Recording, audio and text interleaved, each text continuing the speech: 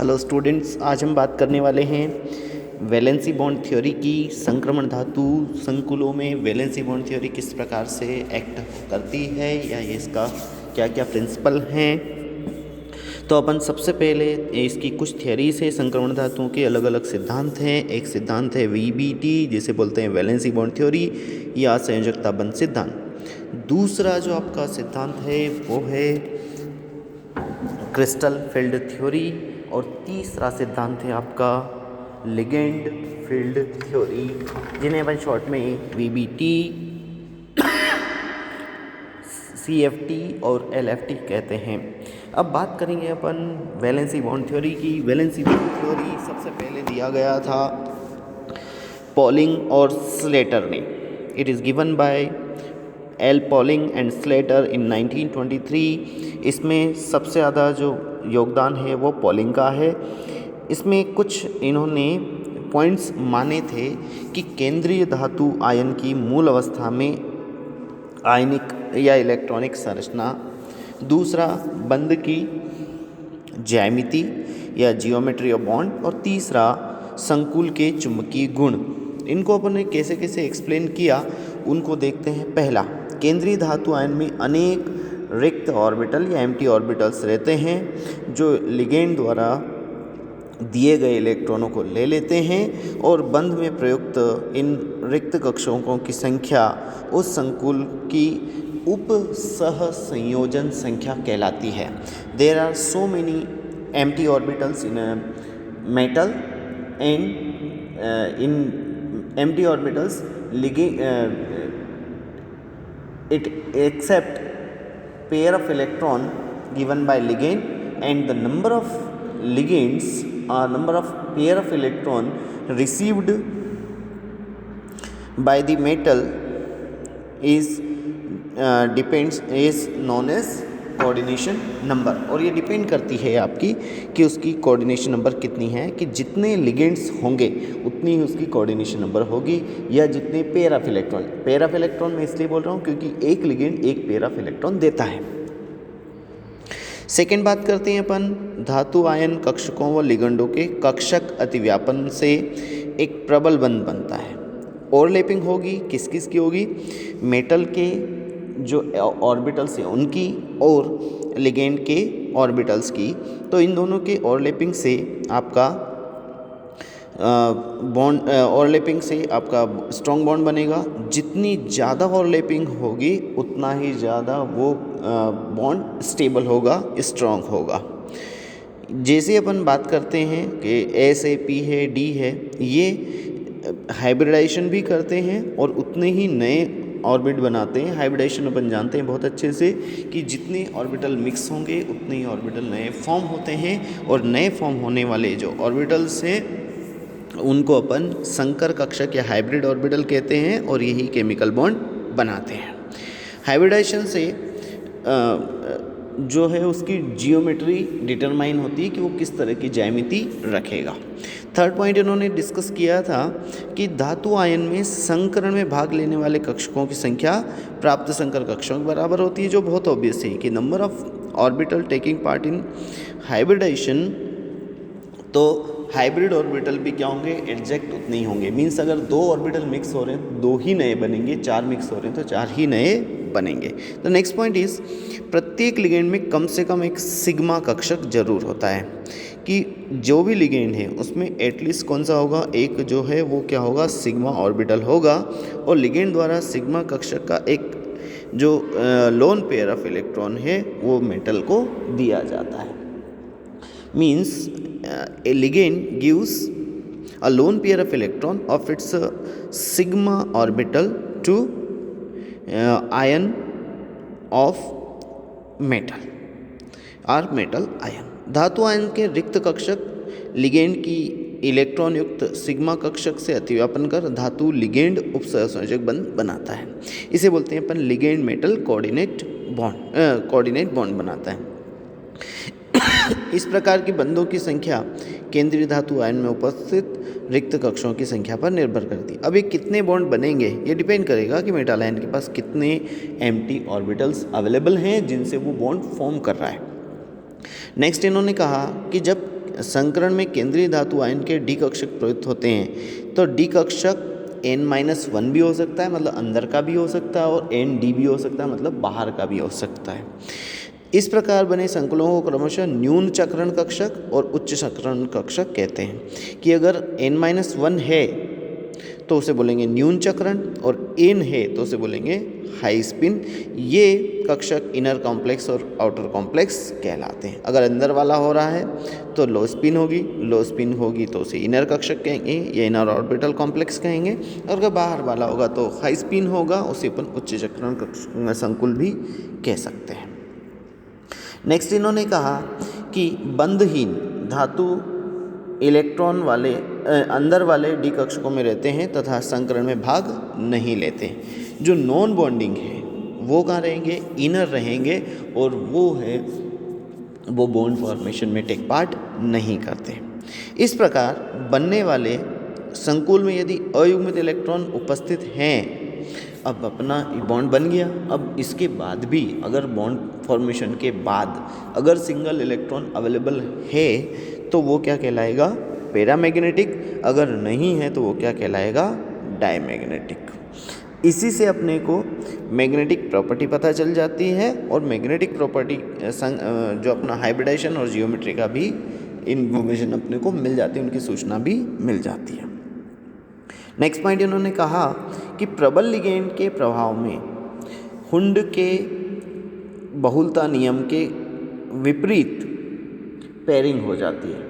Pairing में क्या कहा उन्होंने, हुंड का नियम क्या है, झुंड का नियम। झुंड किसे कहते हैं कि सबसे पहले एक एक इलेक्ट्रॉन का डिस्ट्रीब्यूशन होगा, और फिर अगर इलेक्ट्रॉन बचे तो युग्मन होगा या पेयरिंग होगी। तो यहाँ पे क्या हो रहा है कि उल्टा हो रहा है, उसका वो जो हुंड का रूल है वो वायलेट हो रहा है, और वायलेट होने पे क्या हो रहा है कि पेयरिंग पहले ही हो जाती है हुंड के नियम के खिलाफ। अगर कब, जबकि स्ट्रॉन्ग लिगेंड हो। स्ट्रॉन्ग लिगेंड क्या, स्ट्रॉन्ग लिगेंड मतलब ऐसा लिगेंड जो पेयरिंग करवा दे, जो सिंगल इलेक्ट्रॉन बैठे थे उनको कहाँ बिठा दे, एक ही ऑर्बिटल में बिठा दे, तो उसे कहेंगे अपन स्ट्रॉन्ग लिगेंड। बात करते हैं अपन संकुल की जियोमेट्री और उसके उपस्थित अयुग्मित इलेक्ट्रॉन की संख्या पर। तो यहाँ एक टेबल दी हुई है जिसमें डी में इलेक्ट्रॉन के नंबर दिए हुए हैं। हियर D1 to 9 दिया है। अगर आंतरिक कक्षक में कितने इलेक्ट्रॉन हैं और बाह्य में कितने हैं, अगर आंतरिक में 1 है और बाह्य में 1 है तो sp3 होगा, और n-1 d में है sp3 होगा, और n-d ns2p2 है तो क्या होगा, स्क्वायर प्लेनर। इस तरह से अपने पास एक एक अलग अलग दिए हुए हैं। अब बात करते हैं अपन ऑक्टाहेड्रल कॉम्प्लेक्स की। ऑक्टाहेड्रल कॉम्प्लेक्स मतलब कितने लिगेंड, 6 लिगेंड। मतलब कौन सा हाइब्रिडाइजेशन, या तो D2sp3, D2sp3, D में कितने 2, S कितना 1 और P कितने 3, तो 2 + 1 + 3 टोटल कितने हो गए 6। या फिर क्या हो जाए sp3d2, जिसमें S कितना 1, P कितना 3 और D कितना 2, टोटल कितने हो गए 6। तो अगर 6 होगा तो ये कॉम्प्लेक्स कौन सा बनाएगा, ऑक्टाहेड्रल। तो ऑक्टाहेड्रल संकुल या अष्टफल के संकुल बनते हैं sp3d2 या D2sp3 से। अब इनमें Eg और T2g होता है। Eg कक्षक में जो होंगे वो Z वाला होगा, मीन्स या तो DZ² होगा, या तो क्या होगा DX² - Y² होगा। तो यहाँ पर एक एग्जाम्पल दिया हुआ है, CO in third oxidation state NH3 third plus ion, या COF6 थर्ड माइनस आयन। इन दोनों में केंद्रीय धातु आयन कोबाल्ट है, दोनों जगह क्या दिख रहा है, कोबाल्ट। लेकिन लिगेंड एक में अमोनिया है और एक में क्या है, फ्लोराइड है। तो जिनकी उपसर्जन संख्या कितनी है, 6। दोनों की कोऑर्डिनेशन नंबर भी कितनी है, 6। इनमें CONH3 में प्रबल लिगेंड है और F6 में क्या है, वीक लिगेंड है। और अगर प्रबल लिगेंड है तो अपन ने अभी कहा कि क्या करा देगा, पेयरिंग करा देगा, जबकि अगर वीक लिगेंड है तो पेयरिंग नहीं करवा पाएगा, युग्मन नहीं होगा। और अगर युग्मन नहीं होगा तो इलेक्ट्रॉन क्या रहेंगे, सिंगल ही रहेंगे। तो अपन इन दोनों को एक बार पूरे एक्सप्लेन करके देख लेते हैं कि अपने को करना क्या है। सबसे पहले अपन लेते हैं CONH3 3+ आयन। तो प्रारंभ में पॉलिंग ने इन सहसंकुलों को क्या कहा, कोवेलेंट कॉम्प्लेक्स कहा, क्योंकि इनके अनुसार धातु लिगेंड मुख्यतः सहसंयोजक प्रकृति का होगा।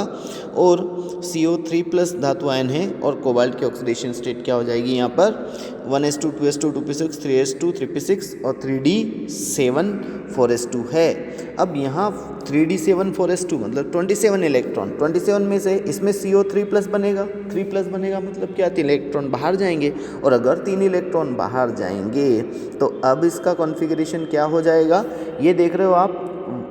डी में कितने 1 2 3 4 5 6 7 और 1 2 है, तो 2 इलेक्ट्रॉन तो एस के बाहर हो गए, 1 इलेक्ट्रॉन ये पेयरिंग में से चला गया। तो अब डीओ की मूल अवस्था में कितने इलेक्ट्रॉन बचे, CO3 प्लस में 6 इलेक्ट्रॉन बचे, 2 1 1 1 1, टोटल कितने हो गए आपके 6। और अब आपके पास एस भी खाली और 3p भी खाली है। अब क्या होगा कि अब आएगा इसके पास में लिगेंड, लिगेंड कौन सा आएगा NH3, NH3 कौन सा लिगेंड है, स्ट्रॉन्ग लिगेंड आएगा तो इनकी करा देगा पेयरिंग। अभी आप देखो ऊपर ये यहाँ पर अगर आप देख रहे हैं तो एक इलेक्ट्रॉन है, लेकिन जैसे ही अमोनिया इसके पास आया तो ये जो 4 इलेक्ट्रॉन सिंगल थे इनमें से 2 ऑर्बिटल खाली करवा दिए, 2 जगह उसने क्या बोल दिया, खाली कर दो, क्योंकि उस पेयरिंग करवा दी। और अब आपके पास ऑर्बिटल खाली कितने हो गए 1 2 3 4 5 एंड 6। अब 6 खाली करवा ली और 6 जगह कौन बैठ जाएगा, अमोनिया, जैसे आप यहाँ देख रहे हैं लास्ट वाले में 1 2 3 4 5 एंड 6, तो ये 6 आ जाएगा। तो इससे अपना क्या बनेगा, डी कौन से यूज़ हो रहे हैं, ये 3D वाला यूज़ हो रहा है, यहाँ 4D वाला यूज़ नहीं हो रहा। और 3D वाला यूज़ होगा तो कौन सा कॉम्प्लेक्स बनेगा, इनर कॉम्प्लेक्स बनेगा। इसमें किसी भी प्रकार का कोई फ्री इलेक्ट्रॉन नहीं है, इसलिए ये प्रतिचुंबकीय होगा। और ये वास्तव में प्रतिचुंबकीय होता भी है। इन कॉम्प्लेक्स को बोलते हैं अपन आंतरिक कक्षक संकुल या इनर ऑर्बिटल कॉम्प्लेक्स। अब इसके बाद अपन बात करते हैं अगले वाले की, तो यहाँ पे बात करेंगे अपन उच्च चक्रण, हाई स्पिन और लो स्पिन की। तो हाई स्पिन और लो स्पिन में अपन ने क्या कहा कि अगर फ्री आपके पास इलेक्ट्रॉन है तो क्या होगा आपका पैरामैग्नेटिक, और अगर 2 है क्या होगा, पेयर्ड है तो डाईमैग्नेटिक। तो यहाँ इनके बेस पे कुछ स्ट्रक्चर इन्होंने दी हुई है, वो भी अपन देख लेते हैं। एक है SP कौन सा होगा, रेखी में आप ध्यान रखना है। एग्जाम्पल जो अब आपको लेना है NH3 होल ट्वाइस, तो Ag NH3 होल ट्वाइस मतलब यहाँ NH3 कितने हैं 2, और स्ट्रक्चर कौन सी बनाएंगे, लीनियर। इसी तरह से sp2 है तो sp2 में कितने होंगे 3, तो 3 की स्ट्रक्चर बनेगी आपकी ट्राइगोनल, प्लेनर या त्रिभुजाकार। यहाँ पे आ जाएगा CuCN3, 3 लिगेंड आ जाएंगे।